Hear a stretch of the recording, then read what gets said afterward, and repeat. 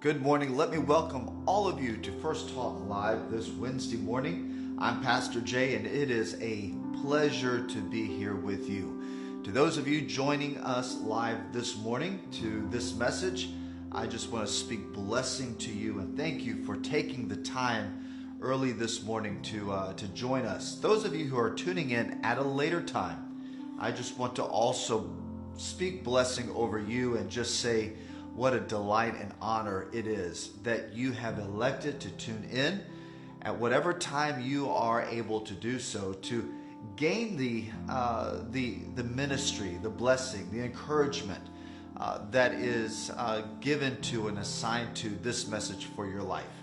This morning, what we want to do is bring you a message titled A Future Forged by Fear. Yeah, I don't know. I think we all know how powerful fear can be, but I don't know that we really know how powerful fear can be, and the idea that fear has the ability to actually create the outcome it forecasts is pretty remarkable. In fact, some may scratch your heads and go, "Well, how is that? And is that even scriptural? Is that even biblical?" Well, let's answer that question by first going to the scripture. Look with me, if you will, at Proverbs chapter 10, and we're going to read verses 24 and 25. Here's what the scripture says: "What the wicked fears will come upon him, but the desires of the righteous will be granted. When the whirlwind passes, the wicked is no more, but the righteous has an everlasting foundation." A very interesting passage of scripture here where Proverbs says that the very thing the wicked fear is what will come upon them. Now, here's the thing that we've got to understand about fear. We've seen this played out. We've seen this very truth played out multiple times, most of the time on grander scales. For example, it wasn't that long ago that toilet paper was an item that everybody was afraid was going to run out. So what did they do? They ran to the store and they bought all the toilet paper, and they actually created the outcome they feared. We are recently witnessing that here in the south part of the United States with gas and fuel. It's interesting. And it's always very fascinating that you can find the laws of God, the very laws of His Word and His nature, always governing life and the existence of life and all that He's created. You know, you heard the old adage or the old saying, or old excuse, the dog ate my homework. Well, if you want a dog that can do your homework instead of eating it, you might want to consider a sheepdog. The reason I say that is because a sheepdog is one of the smartest dogs that has ever been created. It is a natural mathematician. In fact, the sheepdog, in its ability to herd sheep, uses how do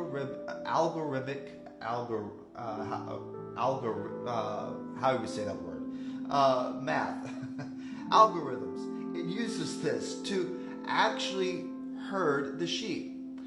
What it does, I found this to be really interesting, is a sheepdog knows that sheep behave according to the selfish herd principle. What this means is when there is a perceived threat, an individual seeks cover by pushing deep into the herd. This acts as a centrifugal force pulling the rest of the sheep inward on itself. So in essence, what a sheepdog does is it watches the sheep.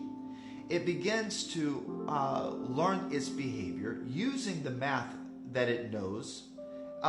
It begins to then bark. It begins to catch the eye of sheep.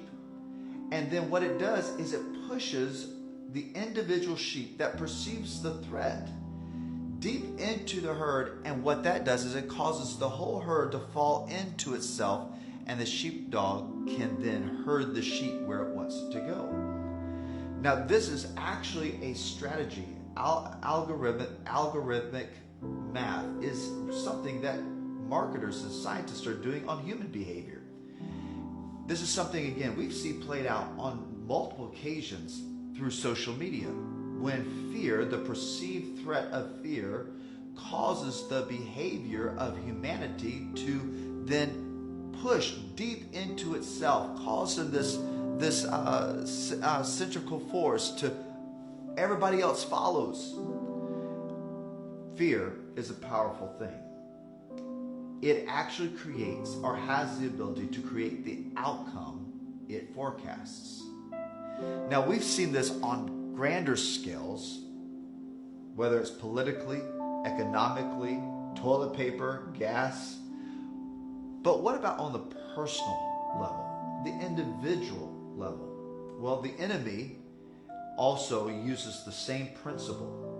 He understands the selfish herd principle when it comes to humanity. So what he does with us is he creates a perceived threat in our life. And what does that cause us to do? It causes us to turn inwardly. And all of a sudden, every choice, every behavior that we conduct is one to preserve ourselves. What we fail to realize is in doing so, we are now making choices and we are taking actions that will create the outcome our fear has forecasted. We have seen this happen to our lives relationally, economically. We've seen it happen in our workplace. When we begin to allow fear to forge in our minds the imagination, the images of the threat that we are now fearful of, we'll begin to actually make choices, conduct ourselves in such a way that we create the outcome. We begin to enact the consequences that fear has forecasted in our minds. This is why it's so important. What does the scripture say in Proverbs? That what the wicked fear will come upon him. But what the righteous desire, he will be granted. See, we've got to understand the difference between the two. And what happens is with the righteous, we walk by faith. We're not ruled by the sense of fear, the perceived threat. Here's why Jesus said, in the world, you will have many troubles. But take courage. I have overcome the world. What was Jesus doing? He was eliminating the perception of any threat you or I would ever have to fear. Why? Because he overcame. And so where does now our trust need to lie? It needs to be placed in him, not in the dictates of this world, the politicians, the stock market, the job market, the housing market. None of these things should we be placing our trust for the future we hope for.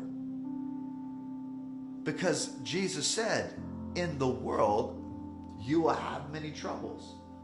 But take courage. I have overcome. The threat that was there, that was a legitimate threat. Jesus said, I've overcome it. You don't have to worry about it. Trust me. And if you trust me, the scripture also says that he works all things together for the good of those who love him and are called according to his purposes. There's no need for you or I to turn inwardly when there is a perceived threat the enemy has tried to forge for us. If he can get us to run into ourselves, and every decision is for self-preservation, to protect myself. Selfish herd principle. Then he has us right where he wants us, conducting ourselves to create the very outcome he has prophesied for our life. Now, I don't know about you, but I don't want to give the enemy the satisfaction of having victory in my life by using fear to manipulate and control my behavior.